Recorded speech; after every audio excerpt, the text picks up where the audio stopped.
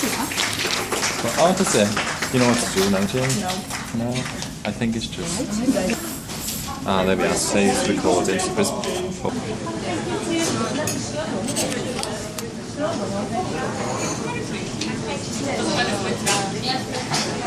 May I introduce myself? I am the narrator, the scullery maid, and the director. And I'd like to introduce to us now St. Mellons, a Christmas carol. So we find ourselves back in time, in the 19th century, in Wales, 1843 to be precise. And Scrooge, the superstore manager, and his checkout manager, Bob Cratchit, are counting the profits and discussing the KPIs. Jacob Marley, Scrooge's ex-bakery manager, was dead. Scrooge and Marley had worked together in the same superstore for 5 years before his death. It was bitterly cold. Don't forget shiver. Shiver? And the fog was as thick as Morrison's produce department mister. As Scrooge sat celebrating his KPI performance in the store in Crickhowell Road. Bob sat nearby, desperately trying to keep warm, hoping that Matrix would allow one more piece of coal on the fire. They asked for new piece cutter, carry bags and replacement transfers. Oh, I will see myself in hell first. Are they trying to bring the company to its knees? Nail down the cost project. Whatever next. Customers first. Well, Mike Casey told us that if anyone puts tinsel out anywhere, they should be boiled with his own pudding and buried with a stick of holly for the art. Tell them to recycle and find more productive ways to work. Well, Mr. Scrooge, I shall tell them to work harder. I just hope that you might do this. As Bob hurriedly got back to work, regretting ever bringing up the subject, Fred, the bubbly and cheerful better service manager, entered the room.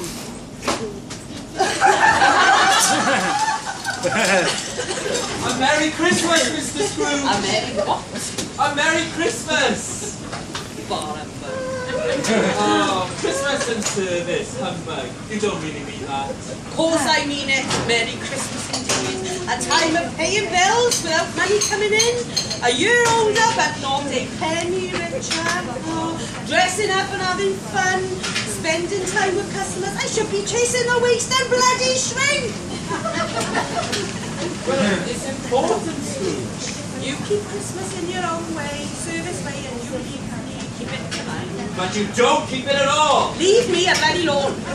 You've already taken too much of my time. Your weekly bloody one-to-ones, review making moment matters, bloody meeting service superstores and values awards. A lot of good has done you.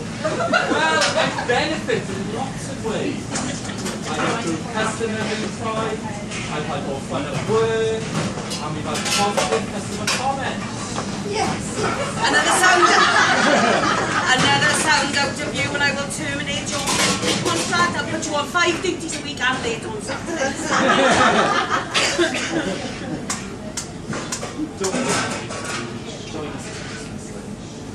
Really? Too busy. But Scrooge? Good afternoon. Go. Fred leaves the office and Cratchit keeps his head down, trying not to catch Scrooge's eye. Looks like another year where the morale and the service in Crickhowell Road will suffer. Scrooge continues to obsess about the wrong things, putting KPIs and operations ahead of his colleagues and customers. The door opens, and Jeeves, the regional charity and food bank collector, enters the room. Mr. Marley had to. Oh, Mr. Marley died bloody 7 years ago. Oh, I'm sorry to hear that. I presume he has left his generosity with you. I'm connected with a local charity. What shall I put you down for? Nothing.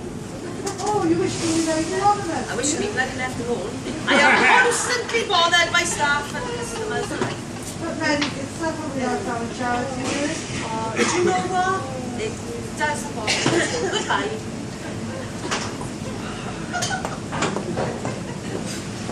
And I suppose you will want tomorrow off, Captain?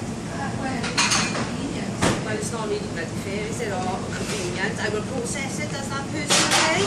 However, I will expect you to be working on Sunday as a way of compensation and working through your lunch breaks. Keep going.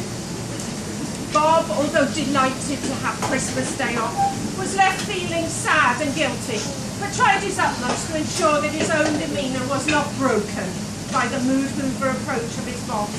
And Bob finished for the day and went home to his sick son, Tiny Tim, who immediately put his smile on his face, and once again Bob was able to look forward to Christmas. Meanwhile, Scrooge, the tight-fisted, squeezing old sinner, went home and sat by the fire with his copy of the one. What else were you doing? Oh, and your nightcap. In no time at all, Scrooge had fallen into a deep sleep. But Scrooge woke when he heard the sounds of heavy chains being dragged across the wooden floor. Scrooge looked up. Spook!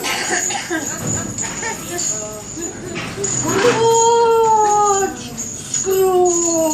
Who are you? In life, I was the bakery manager. Jacob Marley, now I'm the most kind everything, because I failed to see the importance of colleague viewpoint and service. Here is Scrooge.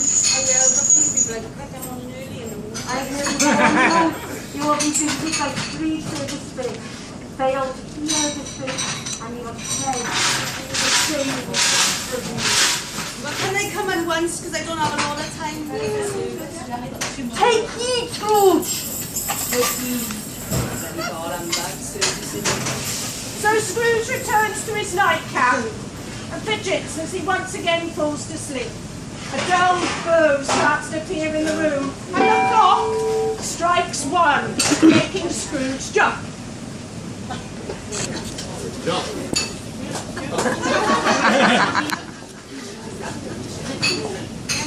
Are you the ghost of service past? Yes, your Tesco service. And what brings you here, spirit? Customer report, customer stop my coat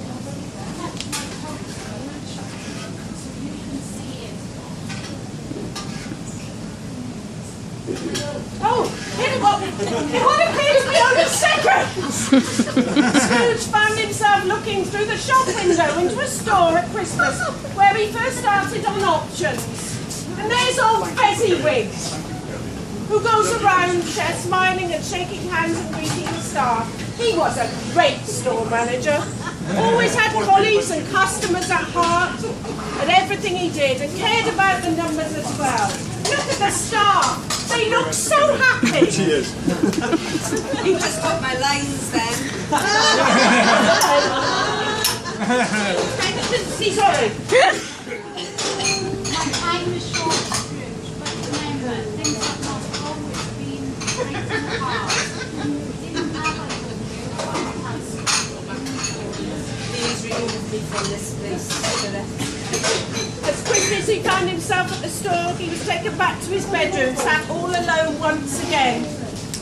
Scrooge wished he could say only a few words to his services manager, Bob Cratchit. Exhausted, Scrooge fell back to sleep. The clock chimed twice.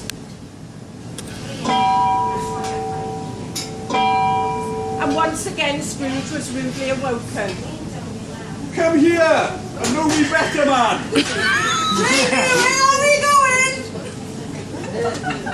The spirit guided Scrooge to the home of Bob Cratchit, and they watched through the window.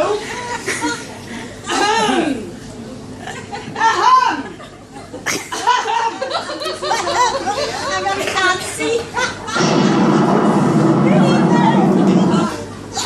You do this noisy shit.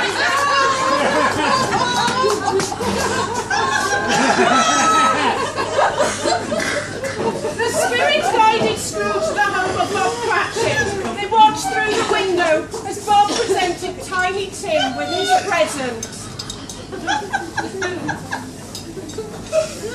Wow, what is it, Father?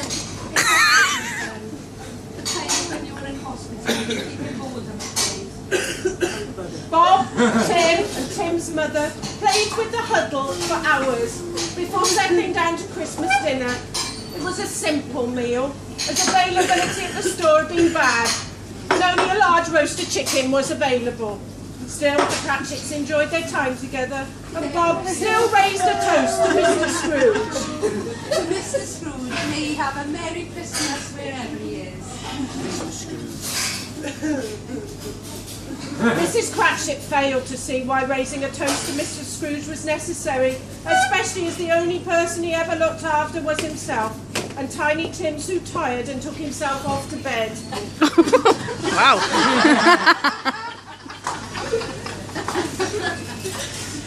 Tell me, Spirit, will Tiny Tim get better? What does it matter to you, Scrooge? Surely you'll just be an odd-time reflection of me. After all, his treatment costs money. And even if he's cutting the taxes and not goodwill. Right, Scrooge? Scrooge held his head low as once again the spirit returned into the cold, dank bedroom, void of life and soul. Well, we never know if Scrooge slept or just dazed, but once again he found himself presented with a spirit in front of him.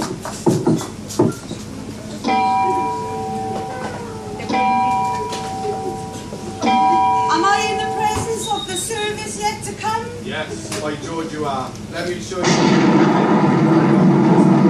red steering wheel and a red customer viewpoint. Oh my God, it's David Woodfield. Let me show you the other part. Picture this. Customers flock into our stores for a brand that's wanted and needed. Colleagues happy in the workplace. Checkout in no queue. Blue customer viewpoint and great quality correctly. Loving every mouthful and customer spotlight that leads you. The spirit once more takes Scrooge from his room and transports him forward in time. Yes, I understand these things are important. I want those things, spirits. Please take me home.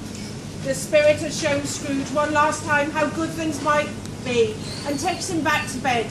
Scrooge wakes from his sobbing and realises once again that he's back in his bedroom. Where am I? How long have I been with these spirits? Why, it's Christmas Christmas Day! Day, of course! You're supposed to say that with me. Well, why? The spirits have done it all in one night. Well, of course they can do whatever they want. Boy! Come here, boy. Here's half a crown.